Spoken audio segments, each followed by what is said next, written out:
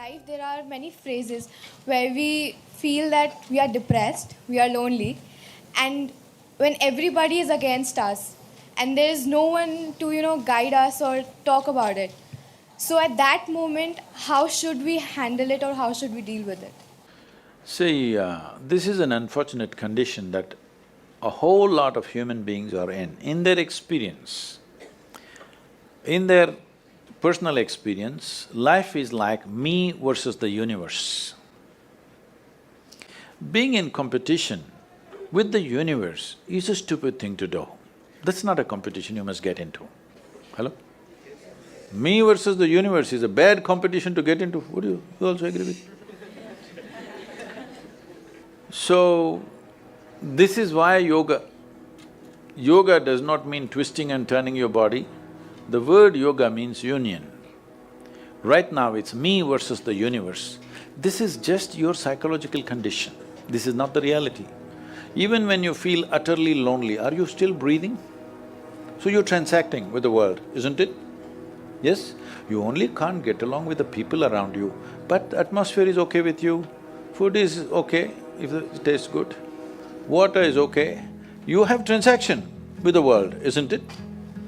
Your existence is constantly an engagement with the universe, but your mind becomes against the universe. If you create a psychological condition that you're against or you're in competition with the universe or the cosmos, obviously you will feel crushed for small things. Little things will crush you. When I say little things, maybe you failed your examination, maybe you got thrown out of this university, maybe you got fired from a job, maybe somebody ditched you, maybe something else like this happened. These are all small things between life and death. Because you came here with nothing, isn't it? When you die, there is no container service for you.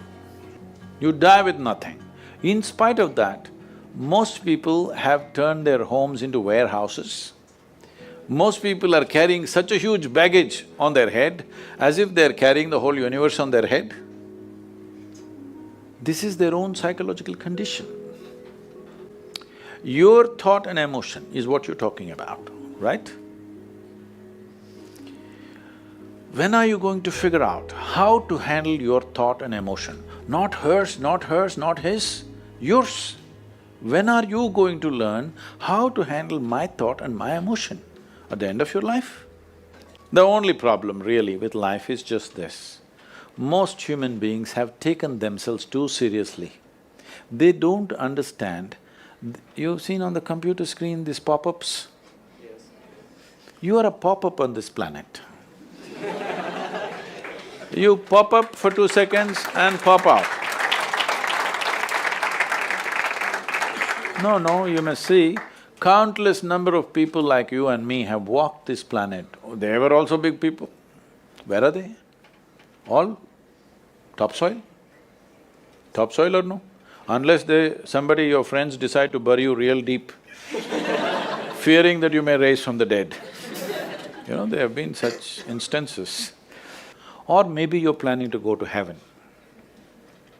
Hello? Anybody who talks about a place other than this place as a better place than this is a crime against humanity. My fundamental work is to destroy all heavens so that people will learn to live well here. All these idiots who made a hell out of themselves, they want to go to heaven. They made a mess out of this place and then they want to go to heaven. I'm asking you, do you have any proof? Do you have any proof that you are not already in heaven and messing it up? Do you have any proof? You're already in heaven, making a mess out of it. Yes, simply because you are not even learning how to handle your basic faculties of thought and emotion, isn't it? Your only justification is, everybody is like this only, that's how it is in a madhouse. That is how it is in a madhouse, only a doctor looks crazy.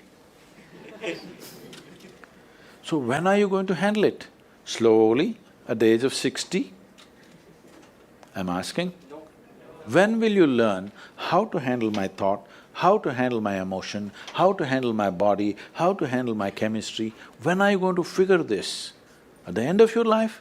Because this culture has grown, when to do spirituality means when you're 70, when you're no good for anything else. No, at the earliest possible time, whatever is most profound about you, not about heavens, about this life, everything that you need to know, you must know soonest, isn't it? Only then you will live a sensible life. Okay, if I tell you a joke, you won't get offended. Because this is the most serious crowd I've ever seen in the last few years. How many of them are journalism? Most of them? Okay.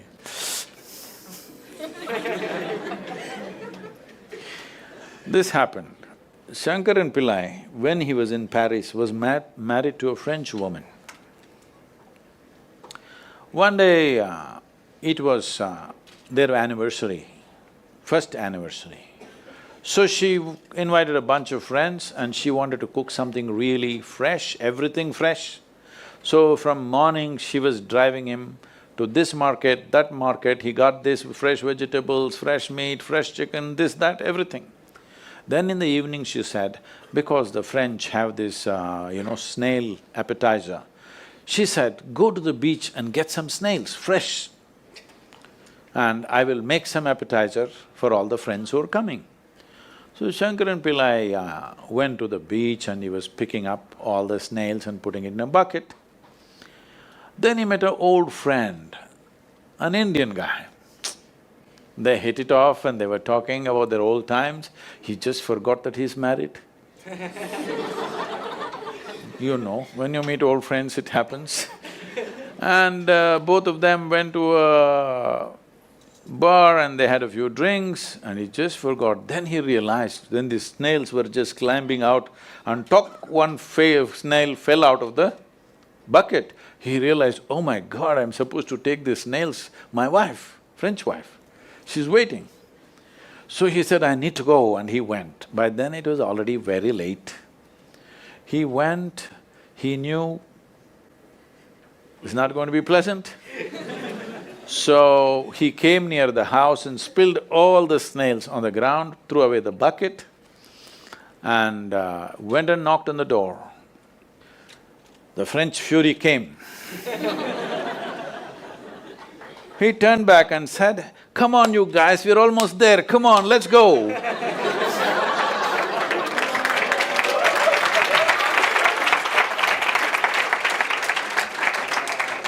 So, when are you going to pick your snails and put them in the bucket and fix them? Huh? Your problems, you must fix them, isn't it? These are not problems. I want you to understand, you are not suffering your life. You're only suffering two fantastic faculties that only… It's a privilege of being human that we have these two fantastic faculties. One is, we have a vivid sense of memory. This is because of this memory our life is so rich, unlike any other creature. And we have a fantastic sense of imagination.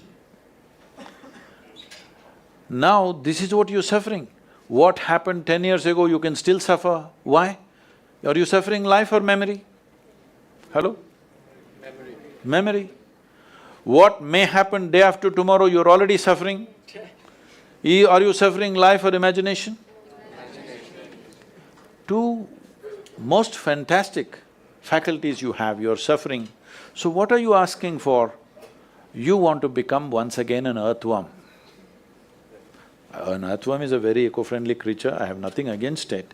But it took millions of years of evolution to get you this size of brain, and now you're suffering it.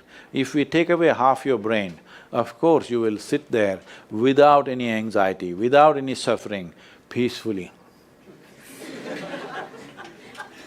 What we need is, we need to remove your brain, because you're suffering your own intelligence.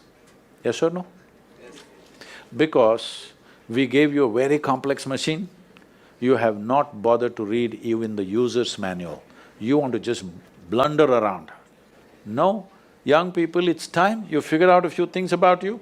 If you don't know how, we will give you tools how to figure this machine out, because in your life, many issues will come. More issues come up in your life means you're living a more active life. Nothing came up means you're not living. Yes, lots of issues every day.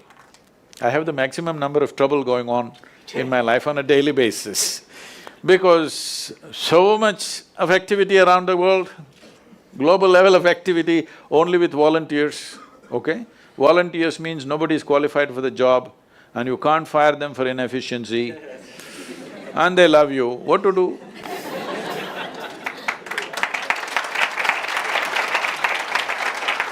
This one thing you must fix, that is, in your life, you are not the issue, okay? Whatever the issue, we'll do our best, but this should not be the issue.